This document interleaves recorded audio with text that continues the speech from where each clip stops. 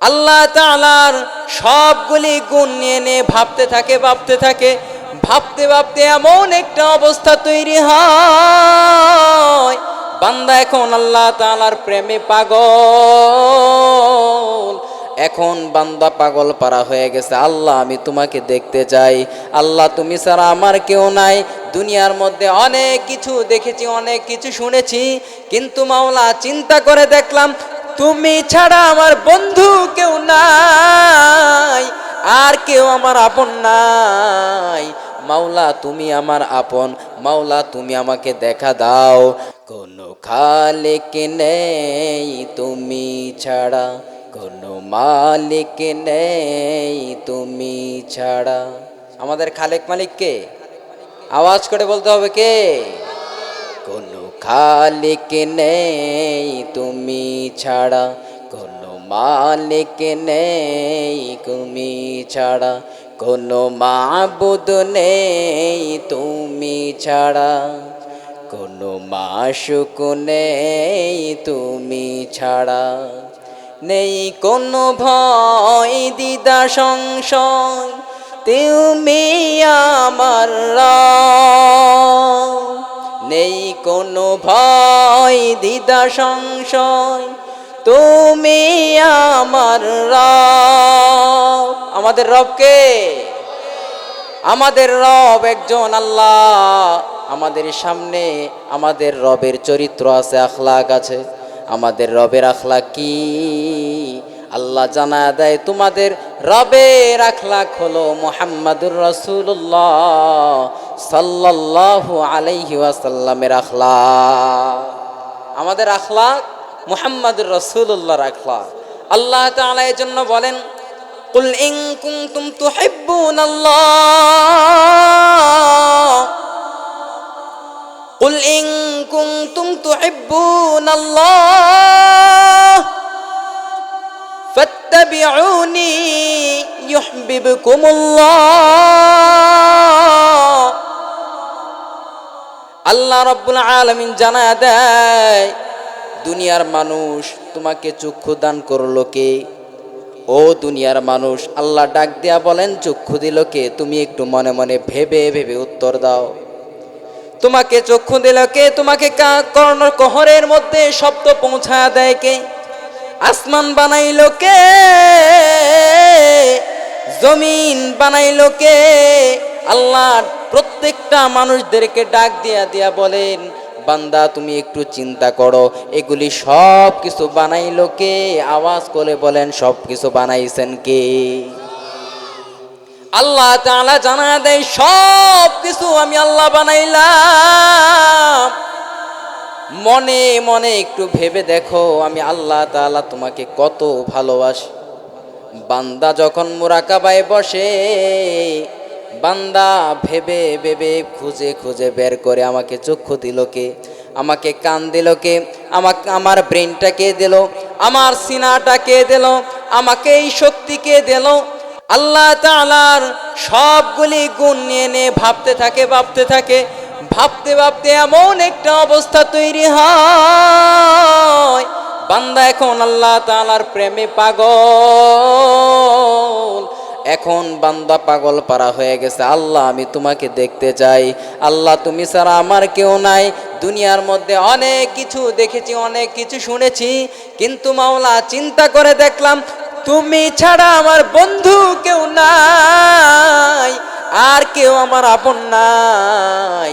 মাওলা তুমি আমার আপন, মাওলা তুমি আমাকে দেখা দাও। আল্লাহ তাআলার সিজদার মধ্যে বান্দা পড়ে পড়ে আল্লাহ তাআলাকে ভাবতে থাকে। আল্লাহ তাআলা জানা দেয় আমি আল্লাহ এবং বান্দা তোমার মধ্যে একটা সম্পর্ক হয়ে গেছে। কারণ কি রে বান্দা, আমি সব কিছু তোমাকে দিলাম, এই জন্য বান্দা তুমি আমি আল্লাহর সাথে সম্পর্ক জুড়াইতে চাও। এখন শুধু পাগলের মতো শুধু দৌড়ায়, আমি আল্লাহরে পাই কোথায়? আমি আল্লাহ ছাড়া কিছুই বুঝি না, আমি শুধু আল্লাহকে খুঁজি, আল্লাহকে খুঁজি, আল্লাহকে খুঁজি।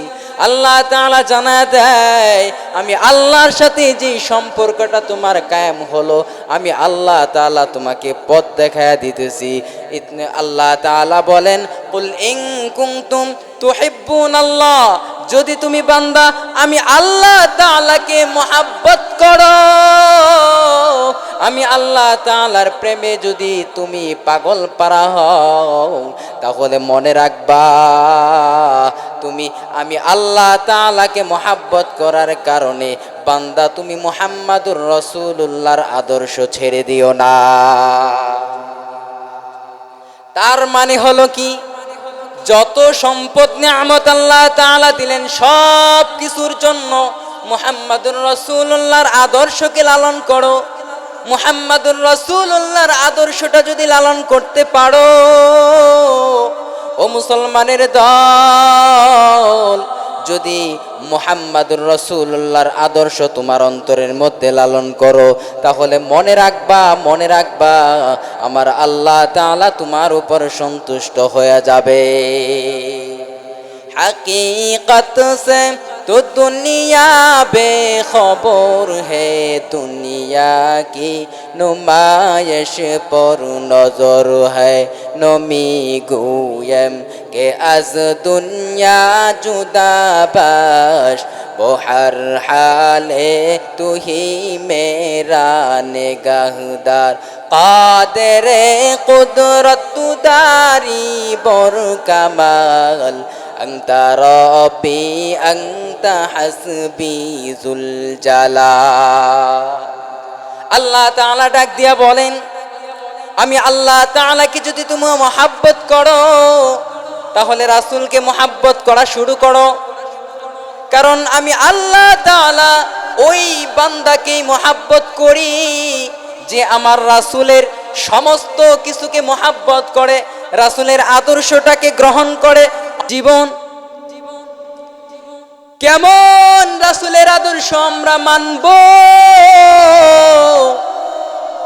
মনে বড় জানতে ইচ্ছে করে রাসূল কেমন কেমন এমন একটা আদর্শ। আল্লাহ বলছেন, তা ওই ব্যক্তির কথা অনুযায়ী চলো, ওই ব্যক্তির আদর্শকে মানো, ওই ব্যক্তির জীবন আদর্শ জানতে চাই।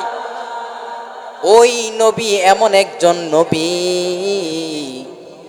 ওই নবীকে যদি দুনিয়ার জমিনের মধ্যে আল্লাহ তাআলা না পাঠাইতেন, তাহলে আসমান জমিন আল্লাহ তাআলা প্রেরণ করতেন না, বানাইতেন না। আল্লাহ তাআলা আসমান জমিন সব কিছু বানালেন, মুহাম্মাদুর রাসূলুল্লাহ সাল্লাল্লাহু আলাইহি ওয়াসাল্লামকে দুনিয়ার জমিনের মধ্যে প্রেরণ করবেন। এজন্য আল্লাহ তাআলা পৃথিবীর সব কিছু বানাইলেন। আর ওই নবীকে মনোযোগ দিয়ে বুঝেন, ওই নবীকে আল্লাহ তাআলা দুনিয়ার জমিনের মধ্যে যখন প্রেরণ করলেন, নবীকে এমন অবস্থায় প্রেরণ করলেন, বড় এক আবেগময় ঘটনা। নবীকে যখন আল্লাহ তাআলা দুনিয়ার জমিনে পাঠাইলেন, জমিনে পাঠানোর আগেই তার বাবা দুনিয়া থেকে বিদায়। হায় বাবার আদর নাই। শিশু নবী মুহাম্মদ, কেউ তাকে চিনে না, কেউ তাকে বুঝেও না, জানে না। হঠাৎ করে রাস্তার মাঠের পাশে রাস্তার পারে দাঁড়ায় দাঁড়ায়, মাঠের এক কোনায় দাঁড়ায় দাঁড়ায় একটা ছোট্ট বাচ্চা শুধু কান্না করে। সন্ধ্যা হয়ে গেছে, মা খুঁজে পায় না। অপর দিকে খুঁজতে খুঁজতে একজন ভাইকে জিজ্ঞেস করলেন, মুহাম্মদকে দেখছো? বলে, দেখি নাই, মুহাম্মদকে চিনিও না, মুহাম্মদ নামের কাউকে চিনি না। আমাদের বাচ্চা সবাই যখন মাঠের মধ্যে খেলা করে, খেলা করার সময় একটা ছোট্ট বাচ্চা মাঠের পাশে দাঁড়ায় দাঁড়ায় কান্না করতেছে। আমরা বাচ্চাটাকে অনেক টানাটানি করি, বাচ্চাটা বাড়িতে যাইতে রাজি না। ডাক দিয়া বলে, মা কান্না করে ডাক দিয়া বলে, হয়তোবা সে আমার সন্তান হবে, আমি যাই। দৌড়ায়া মাঠের মধ্যে প্রবেশ করলেন। মাঠের ভিতরে ঢুইকা দেখেন মুহাম্মদ কাঁদে, আর চোখ দিয়া পানি ছাড়িয়া ছাড়িয়া শব্দ একটা উচ্চারণ করে, আমার বাবা নাই, আমার বাবা ছাড়া আমি বাড়িতে যাব না। আমার বন্ধু বান্ধব যারা আছে সবাই তার বাবার কুলে উঠে, বাবার কুলে উঠে উঠে কত আদর কত ভালোবাসা চুম্বন করে করে বাড়ির দরওয়াজায় নিয়ে যায়। ও মা, আমার বাবার কুলে উঠতে চাই,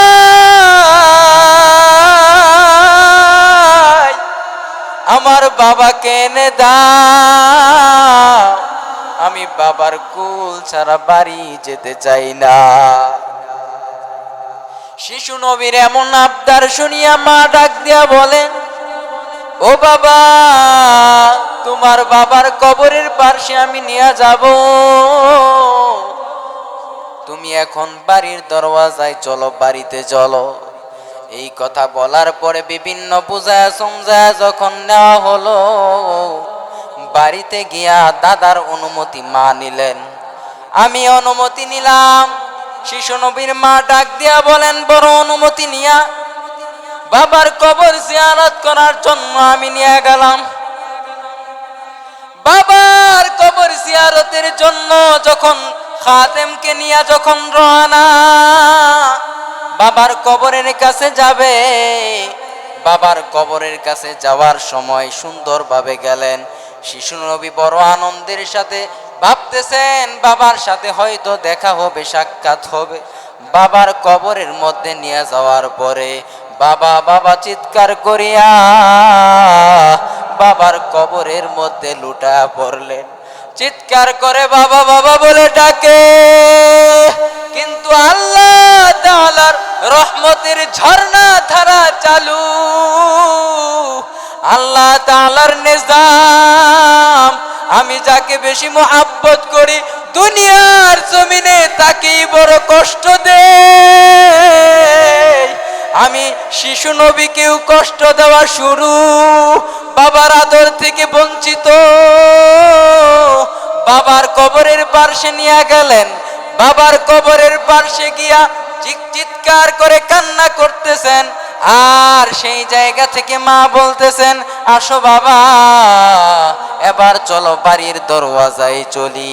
শিশু নবী আসতে চায় না, সেখান থেকে জোর করে যখন নাকি বাড়ির দিকে নিয়ে যাওয়া হলো, বাড়িতে যাওয়ার পথে রওনা হয়ে গেলেন। বাড়ির দরওয়াজার সামনে যাওয়ার জন্য রওনা। আল্লাহ তাআলার কুদরতি পরীক্ষা শুরু হয়ে গেল। শিশু নবীর মা ডাক দিয়া বলতেছেন, ও খাদেম, ও বাবা মুহাম্মদ,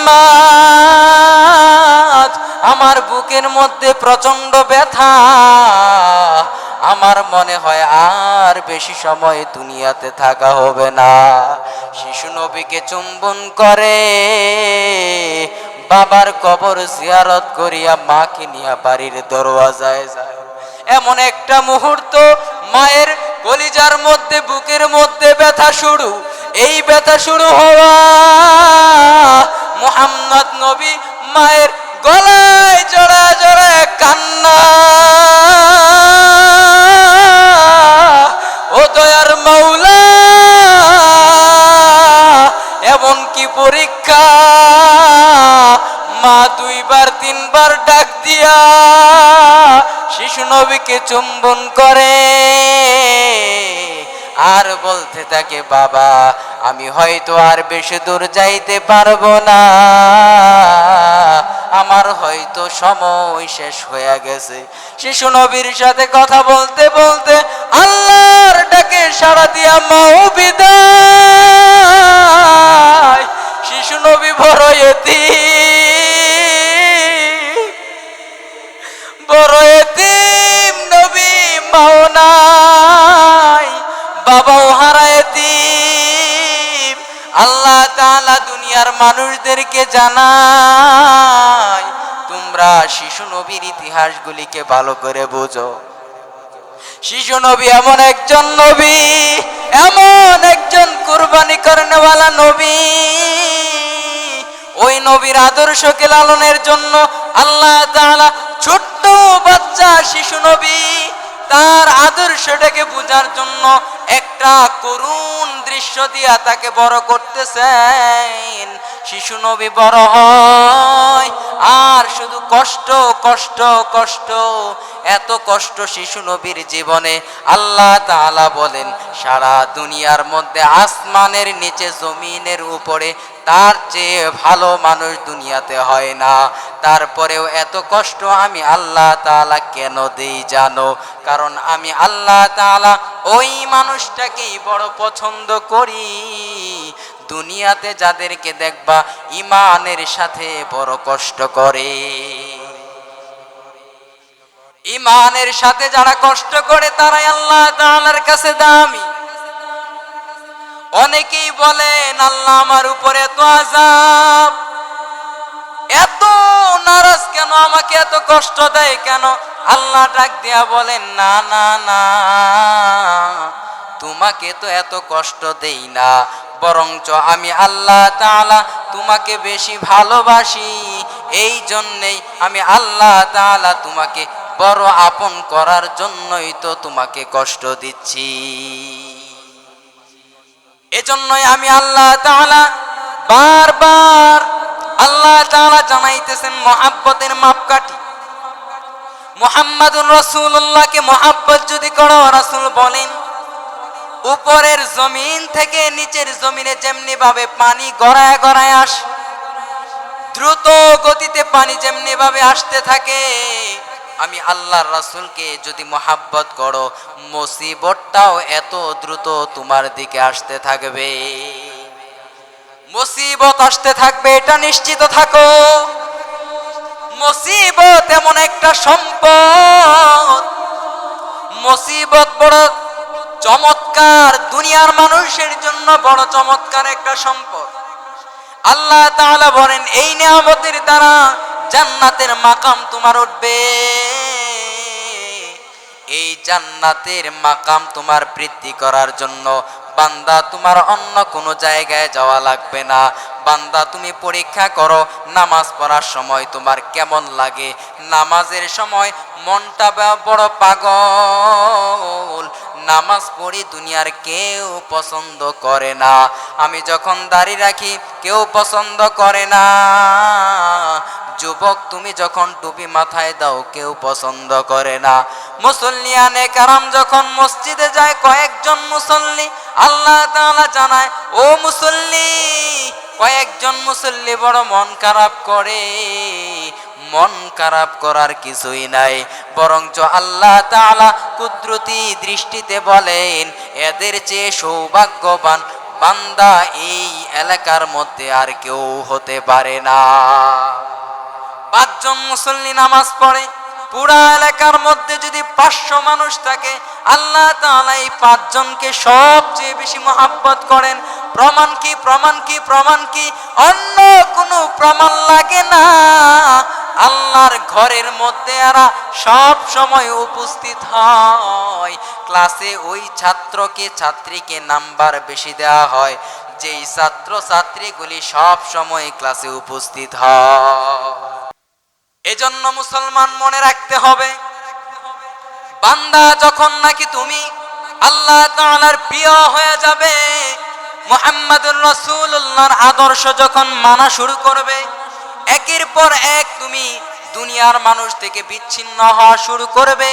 দুনিয়ার মানুষ তোমাকে খুব বেশি মূল্যায়ন করবে না, যার জন্যই দেখবেন মসজিদের ইমামদের বেতন কম, অথচ আল্লাহ তাআলা পুরা মসজিদের ইমাম সাহেবকে এত মর্যাদা দিয়েছেন, পুরা এলাকার মেইন মুরব্বী হলেন ইমাম। একজন মুরব্বী এত পরিমাণ বড়, পুরা এলাকার মধ্যে সবার নেতা হওয়ার পরেও একজন রিকশাওয়ালার বেতনের চেয়ে অনেক কম বেতন হলো ইমামের। পিছনে কারণ কি? অন্য কোনো কারণ না, আমাদের এই সমাজগুলি গড়ে উঠেছে এমন ভাবে, ইংরেজ আমল থেকে ইংরেজ জালেম শাসক এমন ভাবে মুসলমানদেরকে অধঃপতনে নেওয়ার জন্য এমন সুরত তৈরি করে দিয়ে গেছেন। মসজিদের ইমাম বলেন, মাদ্রাসার মুহতামিম বলেন, মাদ্রাসার আলেম বলেন, আর পুরা বাংলাদেশের বাইতুল মুকাররমের খতিব বলেন, আর কাবা শরীফের ইমাম বলেন, এইগুলি কোনো কথা না, বরঞ্চ ইমাম সাহেবদের মর্যাদাটুকু নিচে নামানোর জন্য সব ষড়যন্ত্র সাকসেস।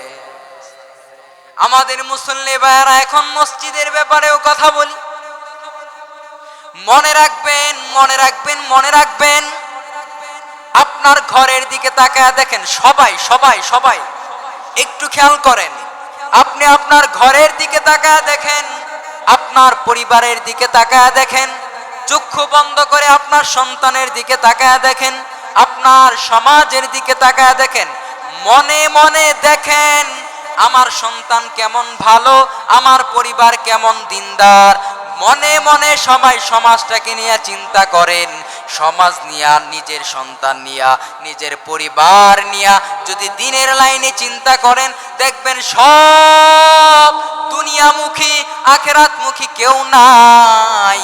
এদেরকে দিনের দাওয়াত দিয়া দুনিয়ামুখী থেকে বিরত রাইখা আখিরাতের দিকে উঠানোর কোনো সময় আপনার হয় না, বরঞ্চ মসজিদের দোষ ধরার জন্য সময়ের অভাব হয় না। চিন্তা করেন, বলেন দেখি, মসজিদের সমস্যাগুলি নিয়ে কত পরিমাণ পেরেশান আমি, কিন্তু আমার সন্তান নামাজ পড়ে না, স্ত্রী নামাজ পড়ে না, এই পরিমাণ পেরেশান হলাম কিনা? আমার বয়ান শুনতে হবে না, নিজে নিজে ভাবেন আর নিজে নিজে প্রশ্নের জবাবগুলি নিয়ে নেন। যদি দেখেন আমার সন্তান নিয়ে ততটুকু ভাবি না যতটুকু মসজিদের ইমাম নিয়া ভাবি, আমার ঘর নিয়া ভাবি না যতটুকু মসজিদের ঘর নিয়া ভাবি, আমার ঘরের ভুল ধরি না, আমার মেয়ে বেপরদা চলছে তাকে কোনো বলার সুযোগ নাই। মসজিদের ইমাম সাহেব কি করলো, সবাই সেটার পিছনে লাইগা থাকি। আমি আপনাকে প্রশ্ন রেখে যাই, যদি এই রূপটা আপনার মধ্যে থাকে, দয়া করে আপনার পা দুটো বের করে দেন, আমি পায়ের মধ্যে হাত রেখে বলে যাই আপনার ইমানের মধ্যে বড় সমস্যা আছে। এই সমস্যা এই সমাজে আছে। কপালের মধ্যে বালি লেগে যেত, মসজিদটা ভরপুর মুসল্লি, ফজরের মুসল্লি আর আসরের মুসল্লি সমান, আসরের নামাজের মুসল্লি আর জুমার নামাজের মুসল্লি সমান। যেই সমাজের মধ্যে আসরের মুসল্লি আর জুমার নামাজের মুসল্লি, ফজরের মুসল্লি আর জুমার নামাজের মুসল্লি সমান হয়ে যায়, ওই মসজিদের ইমাম, মুয়াজ্জিন, খাদেম ওই মসজিদের ব্যাপারে কথা বলার জন্য এলাকার সবাই যদি কথা বলে কোনো আফসোস নাই। কিন্তু যেই সমাজের মধ্যে ফজরে মুসল্লি পাওয়া যায় না, জোহরের মধ্যে মুসল্লি পাওয়া যায় না, আসরে মুসল্লি পাওয়া যায় না, ওই সমাজে মসজিদ নিয়ে কথা বলার সময় কেমনে পান? বিবি বেপরদায় চলে, চক্ষুটা বন্ধ করে একবার চিন্তা করেন, আল্লাহ বলছেন কু আনফুসাকুম ওয়া আহলিকুম নারা, তোমার পরিবারকে জাহান্নামের আগুন থেকে বাঁচাও। চক্ষু বন্ধ করে একবার চিন্তা করেন, আমার মা জান্নাতি না জাহান্নামী? একটু চক্ষু বন্ধ করে চিন্তা করেন, আদরের টুকরা সন্তানটা জান্নাতি না জাহান্নামী? একটু চক্ষু বন্ধ করে চিন্তা করেন, আদরের কলিজার টুকরা মেয়েটা জান্নাতি না জাহান্নামী? একটু চিন্তা করে দেখেন, আমাদের সন্তানাদি, আমাদের পরিবারটা জান্নাতি না জাহান্নামী? যদি একবার মনে করেন এরা তো দিন ইসলামের উপর ওঠে নাই, তাহলে মনে করবেন প্রতিটা মুহূর্ত মুহূর্ত ভাবতে থাকেন এদেরকে জান্নাতি কেমনে বানানো যায়। পেরেশান তো হয়ে যাওয়ার কথা। উদাহরণ দিলে বুঝবেন। মামলা হয়েছে ছেলের নামে। এই যে মামলা হইল, পুলিশ গ্রেফতার করার জন্য বাড়ির দরওয়াজায় আসলো। বলেন তো দেখি, ওই ছেলেকে সেভ করার জন্য কতগুলি বাড়ি খুঁজে রাখবেন আপনি? কতগুলি জায়গা আপনি প্রস্তুত করে রাখবেন? যদি মনে করেন অনেক জায়গায় প্রস্তুত করব, মেধার সর্বোচ্চ চিন্তা চেতনা দিয়ে আমি আমার সন্তানকে সেভ করব, আমি বলবো জাহান্নামের আগুন থেকে বাঁচার জন্য আল্লাহ তাআলা নির্দেশনা দিলেন, জাহান্নামের আগুন থেকে তোমার সন্তানকে রক্ষা করো, বাঁচাও। কু আনফুসাকুম ওয়া আহলিকুম নার, তুমি বাঁচো, তোমার সন্তানাদিদেরকে, তোমার পরিবারকে বাঁচাও। আল্লাহর নির্দেশনা আপনার কাছে বড় হলো না পুলিশ ডিপার্টমেন্ট থেকে অর্ডার আসলো গ্রেফতার, সেটা আপনার কাছে বড় মনে হলো? আল্লাহর কসম করে বলি, আমার কথার উপর নির্ভর করতে হবে না। আপনি আপনার অন্তরকে জিজ্ঞেস করেন, যদি আমার সন্তানকে গ্রেফতার করে সেইটা নিয়ে আমি বেশি চিন্তা করব, নাকি আমার সন্তান জাহান্নামী হয়ে যাচ্ছে সেটা নিয়ে বেশি চিন্তা করব? যদি একবার মনে করেন আমার সন্তান জাহান্নামী হয়ে যাবে, এটা নিয়ে ভাবা বেশি দরকার, তাহলে মনে রাখবেন, মনে রাখবেন, মনে রাখবেন, ইমানের মধ্যে বড় রূপ জায়গা করে নিয়েছে, যার জন্য আমি গ্রেফতারি পরোয়ানা যখন জারি হয়, গ্রেফতারি পরোয়ানা জারি হয়, ওই সময় আমি পুলিশ ডিপার্টমেন্ট থেকেও মহান রব্বে কাবার, মহান রব্বুল আলামিনের সেই ঘোষণাটাকে অবশ্যই অবশ্যই আমার দিলের মধ্যে ভয় এবং আশঙ্কা কম, এটা নিশ্চয়ই এটা মানতে হবে। এবং এই মানা যতদিন পর্যন্ত পরিবর্তন না হবে, ততদিন পর্যন্ত ব্যক্তি জীবনে শান্তি আসবে না, পারিবারিক জীবনে শান্তি আসবে না, সামাজিক জীবনে শান্তি আসবে না, রাষ্ট্রীয় জীবনে শান্তি আসবে না, আন্তর্জাতিক মহলেও সেই শান্তি কোনোদিন আশা করা যায় না। কথা বলেন ঠিক? মুহতারাম হাজিরিন, আমাদের জীবনের লক্ষ্যটা কি? আল্লাহ রাসূল এজন্যই বলেন, যখন রাসূলের প্রেম যখন তোমার হৃদয়ে আসবে, তখন তোমার অন্তরের মধ্যে রাসূলের দেখানো পথ চলতে তোমার সহজ। পাগল পারা হয়ে যেতেন আমাদের আকাবিরিন, পাগল পারা হয়ে যাইতেন রাসূলের মহাব্বতে। সাহাবায়ে কেরামদেরকে বলা হতো, একটা ভাত পাত্র থেকে, পাতিল থেকে অথবা নিজের পাত্র থেকে পড়ে গেছে। সাহাবায়ে কেরাম কেমন ছিলেন? একটা ভাত পড়ে গেছে, সাহাবায়ে কেরামদেরকে যদি বলা হতো যে এই ভাতটাকে উঠানো রাসূলের সুন্নাত, একটা সুন্নত, রাসূলের একটা সুন্নত ভাতটাকে আবার উঠায় নেওয়া, সাহাবায়ে কেরামদেরকে যদি বলা হতো যে এই ভাতটা তুমি উঠাতে পারবে না, অর্থাৎ রাসূলের এই সুন্নাতটা তুমি পালন করতে পারবে না, হ্যাঁ এই সুন্নতের জন্য যদি তুমি চেষ্টা করো তাহলে তোমার জীবনটা দিতে হবে, সমস্ত সাহাবায়ে কেরাম এক বাক্যে তৈরি হয়ে যেতেন, আমরা জীবন দেব রাসূলের এই ক্ষুদ্রতম ছোট্টতম একটা সুন্নত ছাড়তে আমরা কোনোভাবেই প্রস্তুত না। এইটা হলো ঈমান। হালে দিল কিসকো সুনায়ে আপকে होती हुए, हाले दिल किसको सुनाए आपके होती हुए, मैं गुलामी मुस्तफा होए मेरे पहचान है। আল্লাহ রাসূলের ব্যাপারে বলতেছে, मैं गुलामी मुस्तफा होए मेरे पहचान है, गम मुझे क्यों कर सिताए गम मुझे क्यों कर सिताए आपके होती हुए हाल दिल किसको सुनाए आपके होती हुए।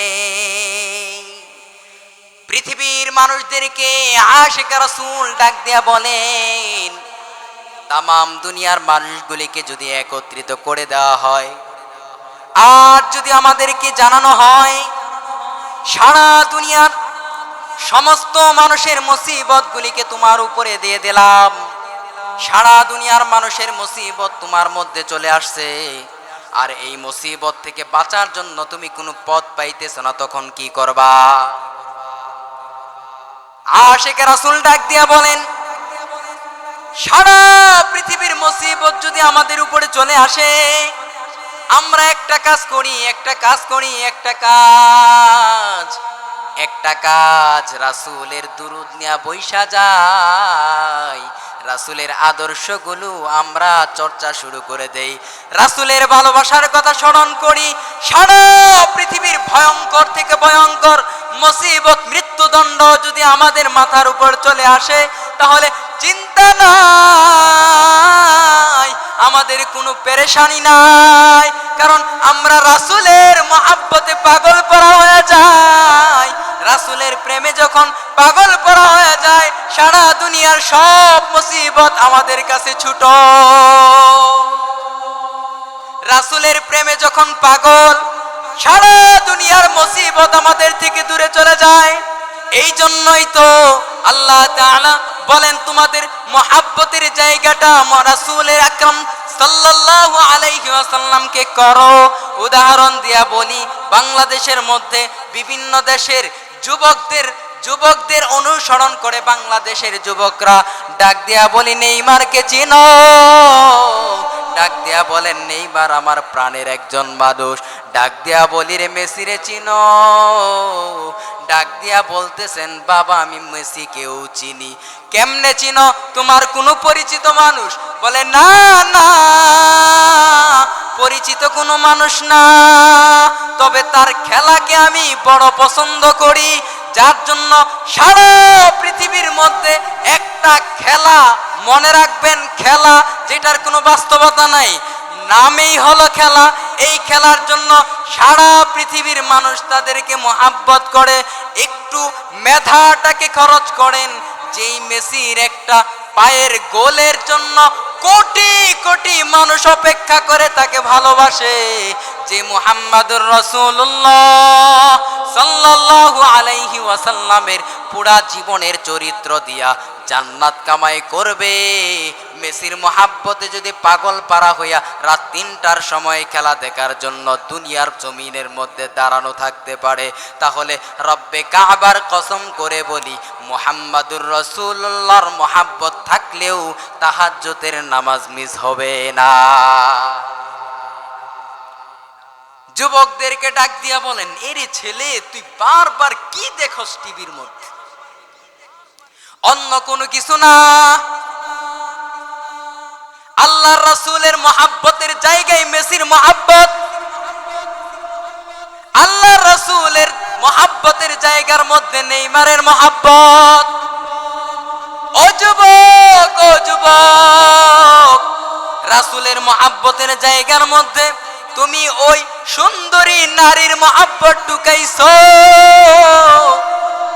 যার পরিণাম মা বোনেরা যদি পর্দার অন্তরালে থেকে শুনেন, ভালো করে বুঝে নেন, আত্মহত্যা এমনিতেই করেন নাই, কারণ রাসূলের মহাব্বতের জায়গার মধ্যে দুনিয়ার নিকৃষ্টতম একটা মানুষের মহাব্বত ঢুকাইছেন। আল্লাহ জানায়া দেয়, আমি আল্লাহর মহাব্বত রাসূলের মহাব্বতের জায়গায় যদি দুনিয়ার নাপাকি কারো মহাব্বত ঢুকাও, তাহলে অশান্তি আর আত্মহত্যা ছাড়া কোনো পথ থাকবে না। মুরব্বীদের কথা এখন যুবকরা শুনে না, বিবাহ করে নিয়ে আসে। কারণ কি? রাসূলের সুন্নত থেকে বাইর হয়ে গেছে। রাসূলের সুন্নত থেকে কেন বাইর হয়েছে? মুরব্বিয়ানে কেরাম, মা বাবা যারা আছেন, তারা রাসূলের সুন্নতকে না শিখাইয়া তাকে শিখাইছেন স্কুল ইউনিভার্সিটির যত বখাটে যুবক ছিল সবগুলির আদর্শ তার ভিতরে ঢুকছে, যার জন্য যুব সমাজ আপনাদের উপর চড়াও হয়ে বসছে। এই থেকে বাঁচার জন্য একটাই সূরত মুহাম্মদ রাসূলুল্লাহর আদর্শ। এই আদর্শ থেকে বাঁচাবেন, দুনিয়ার নিকৃষ্ট আদর্শ থেকে যেদিন বাঁচাবেন মসজিদ ভরে যাবে। মনে রাখবেন, আপনারা সমাজের মধ্যে থাকি বুঝতে পারবেন পরিবর্তন হচ্ছে কিনা। আপনি যেদিন দেখবেন মসজিদ ভরে গেছে, আপনি যেদিন দেখবেন আপনার ছেলের মাথায় টুপি উঠছে, আপনি যেদিন দেখবেন আপনার বাচ্চা 3 চিল্লায় চলে গেছে, আপনার সন্তান দিনদার হয়ে গেছে, যেদিন দেখবেন এই অবস্থা তৈরি হয়ে গেছে, মনে রাখবেন ওই দিন থেকে বাচ্চা আপনার সাথে বেয়াদবি করবে না। রাস্তা ভুলে গেছে, ঢাকার রাস্তায় না গিয়া চিটাগাংয়ের রাস্তায় উঠলে ঢাকায় যাওয়া যায় না। আমাদের এই সমাজের ভুলগুলি কি?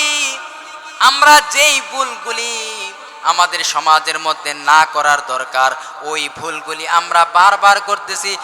সেটা হোক পরিবার চালানোর ক্ষেত্রে, সেটা হোক সন্তান লালন পালনের ক্ষেত্রে, সেটা হোক মসজিদ চালানোর ক্ষেত্রে, এটা হোক সমাজ পরিচালনার ক্ষেত্রে, হোক সেটা মাদ্রাসা পরিচালনার ক্ষেত্রে, যেইটাই হোক না কেন, সুন্নত যদি সামনে না থাকে, রাসূলের আদর্শ যদি সামনে না থাকে, তাহলে সেটার মধ্যে সফলতা আপনি পাবেন না। কঠিনকালেও সফলতা আপনি খুঁজে বের করতে পারবেন না। এখন লাইনই আমরা ভুলে গেছি, এই লাইনে আমরা যাব, এই লাইন থেকে আমরা বিচ্যুত হয়ে গেছি। এই লাইনের জন্য আল্লাহ তাআলা পবিত্র কুরআনুল কারীমের মধ্যে চমৎকার করে বয়ান করেছেন।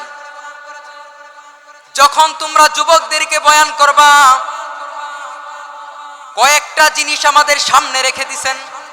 কুরআনুল কারীমের মধ্যে প্রায় 500 আয়াতের মধ্যে আছে যেই সকল বিধান আল্লাহ তাআলা নির্দেশনা দিয়েছেন, এটা করতে হবে, হুকুম নির্দেশ, এটা করবা।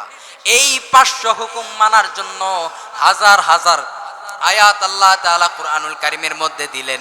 এই সবগুলি জিনিস হলো এই 500 আয়াতের উপর আমল করার জন্য নসিহত। বুঝেন?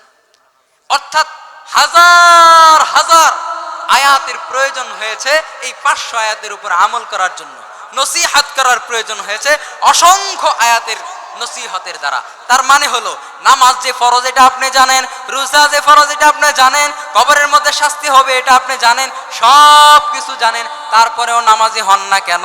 সুদ ছাড়তে পারি নাই কেন? আল্লাহ তাআলা তো বলেন, ইয়া আইয়ুহাল্লাযীনা আমানু দুখুলু ফিস সিলমি কাফা, পুরাপুরি ইমানের মধ্যে ঢুকার জন্য আল্লাহ বলছেন, সব কিছু বলছেন, রাসূলের আদর্শের ভিতরে ঢুকার জন্য আল্লাহ বললেন। তারপরেও কেন পারি না? কেন পারি না? কারণ আমাদের সামনে কবরটা নাই, আমাদের সামনে হাসরটা নাই, আমাদের সামনে ফুলসিরাত নাই। ফুলসিরাত নাই কেন? এই জিনিসটা একটু বুঝেন, এরপরে ফুলসিরাতের কথাটা বলছি। এই ফুলসিরাত, কবর, হাসর, মিজান, এইগুলি আমাদের চোখের সামনে নাই। আমি জানি এখানে 99% মানুষের সামনে এটা নাই। এটার পিছনে 1 নাম্বার কারণ, আপনার কল্পকে জিজ্ঞেস করে বালিশের মধ্যে মাথাটা রাইখা ভাববেন, এইটার কারণ হলো 1 নাম্বার এবং সর্বোচ্চ সবচেয়ে বড় কারণ, এটা হলো আমাদের এক একজনের দিলের মধ্যে আরেকজনের হিংসা এত বেশি পরিমাণ হলো, যেই হিংসার কারণে আমরা অন্যদিকে যাওয়ার কোনো সুযোগ পাই না। আরেকজনের হিংসা আমার দিলের মধ্যে ঢুকাইছে। আল্লাহ তাআলা বারবার বারবার আমাদেরকে সতর্ক করেন আর বড় আবেগ নিয়ে বলেন। আল্লাহ তাআলা বড় আফসোস নিয়ে আদর কইরা কইরা বলতেছেন, বান্দা তোমরা কেউ আলাদা হয়ো না, তোমরা সবাই একটা রজ্জুকে ধরো। ও দুনিয়ার মানুষ, আল্লাহ তাআলা জানায়া দিতেছেন অন্য জায়গায় যায়ও না। আমি গত জুমার মধ্যেও বয়ান করেছি, ওয়াতাসিমু বিহাবলিল্লাহি জামিআ ওয়াতাসিমু বিহাবলিল্লাহি জামিআ ওয়া লা তাফাররাকু। আল্লাহ তাআলা বড় আবেগ নিয়ে ডাক দিয়ে বলতেছেন, অন্যদিকে যায়ও না, পার্থক্য সৃষ্টি করো না, সবাই একজনকে ধরো, সবাই একজনকে আঁকড়ায় ধরো। ও মুসলমান, একজন আরেকজনকে ধরো। আমাদেরকে শয়তান ইবলিস আমাদেরকে ধোঁকা দিয়া বিভিন্ন ভাবে বিভক্ত করার চেষ্টা করবে। সমাজের ওই মানুষগুলি শ্রেষ্ঠ মানুষ, যেই মানুষগুলি সবাইকে এক করবে। আল্লাহ তাআলা বলেন, ওয়াতাসিমু বিহাবলিল্লাহি জামিআ, তোমরা সবাই একজনকে আরেকজনকে ধরো। আল্লাহর রাসূলের আদর্শ, একজন আরেকজনকে ধরার জন্য কি সূরত অবলম্বন করতে হবে। সবাই দিল থেকে একটা জিনিস মনোযোগ দিয়া বয়ানটাকে সামনে শোনার চেষ্টা করি। এক নাম্বার কাজ, আয় আল্লাহ, আপনাকে রাজি খুশি করার জন্য ওয়াতাসিমু বিহাবলিল্লাহি জামিআ, আল্লাহ আপনার এই আয়াতের উপর আমলের জন্য আজ থেকে অন্তরের মধ্যে আর কোনো হিংসা না রাইখা আল্লাহ আপনার এই আয়াতের উপর অটল থাকার জন্য আমরা একজন আরেকজনকে ধরবো। কষ্ট হলেও ধরবো, একজন আরেকজনকে ছাড়বো না। আল্লাহ জানা দেয় এই একজন আরেকজনকে ধরার জন্য তোমরা কোন পথ অবলম্বন করবা। আল্লাহ তাআলা জানা দেয় মুহাম্মাদুর রাসূলুল্লাহকে তোমরা এক নাম্বার ধরো। রাসূল রাষ্ট্রপ্রধান রাষ্ট্রের মধ্যে থাইকা সমস্ত সাহাবায়ে কেরামদেরকে এক করলেন, সবাইকে এক করলেন। এক করে করে বলছেন একজন আরেকজনের সাথে কোনো দ্বন্দ্ব করবা না। দ্বন্দ্ব হয়েই গেছে। আল্লাহর রাসূল বলছেন আমার সামনে আসো। রাসূলের সামনে গেলেন, খুব মনোযোগ দেন। রাসূলের সামনে গেলেন, রাসূল বলে দিলেন তুমি এই অপরাধ করেছো। দুইজনের অপরাধের শাস্তি তোমার এটা আর তোমার শাস্তি এটা। মনোযোগ দিয়ে বুঝেন, আল্লাহ রাসূল বলে দিলেন তোমার এই শাস্তি ভোগ করতে হবে। সাহাবায়ে কেরাম এই একজন সাহাবী আমাদের সামনে দেখান, যেই সাহাবী বলছেন রাসূল আপনার নির্দেশনা আমরা মানি না। এমন একজন সাহাবী লক্ষ লক্ষ সাহাবীর মধ্যে নাই। আল্লাহর রাসূল জানায়া দেয় সমাজ যেদিন একজন লিডারের আন্ডারে, সমাজ যেদিন একজন নেতার আন্ডারে কোরআনকে সামনে রেখে সমাধান করবে, সমাজের একজন মানুষও যখন বলবে হুজুর আমি আপনার কথা মানি না, এই কথা বলনেওয়ালা সমাজের মধ্যে যেদিন থাকবে না, হুজুরকে বড় মূল্যায়ন করবে, ওই দিন ওই সমাজের সব ফিতনাগুলি দূর হয়ে যাবে। হুজুরকে এমন ভাবে মানা, এই আদর্শ রাসূল দিয়ে গেছেন এবং এমন একটা সার্টিফিকেট দিয়ে গেছেন, ইন্নাল উলামা ওয়ারাসাতুল আম্বিয়া। আল্লাহ তাআলা জানায়া দিয়েছেন আল্লাহর রাসূলের নির্দেশনা, এই যে আমি সাহাবায়ে কেরামদেরকে রাইখা গেলাম, এদেরকে তোমরা মাইনো, এদেরকে তোমরা পথ হারা হইও না, এদেরকে তোমরা অনুসরণ করো। এরপরে যারা উলামায়ে কেরাম আসবেন এদেরকে তোমরা অনুসরণ করবা, এরপরে যারা উলামায়ে কেরাম আসবে তাদেরকে অনুসরণ করবা। কিয়ামত পর্যন্ত যত উলামায়ে কেরাম আসবে তাদেরকে তোমরা মানবা। আল্লাহর রাসূলের একটা নির্দেশনা আমাদের সমাজে আজকে নাই, যার জন্য সমাজের মধ্যে হাজারো হাজারো অপরাধ সংগঠিত হচ্ছে। সমাজের মধ্যে কোনো বিচার নাই, সমাজের মধ্যে কোনো আচার নাই, সমাজের মধ্যে কোনো সম্মান নাই। এখন তো কমিটি এবং এলাকার বিভিন্ন ঘুষখোর সুদখোরদের কথাই হুজুর চলতে হয়।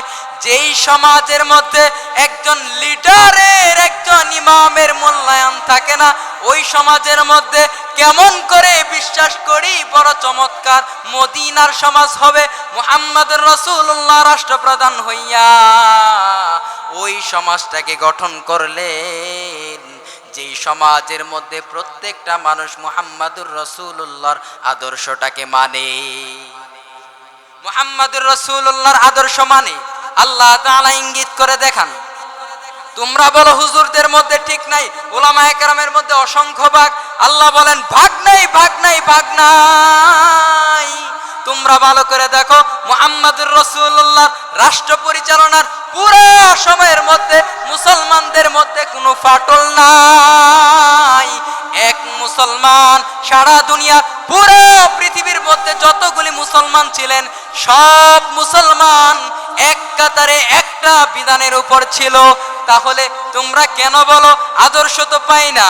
কোন জায়গার আদর্শ মানবো?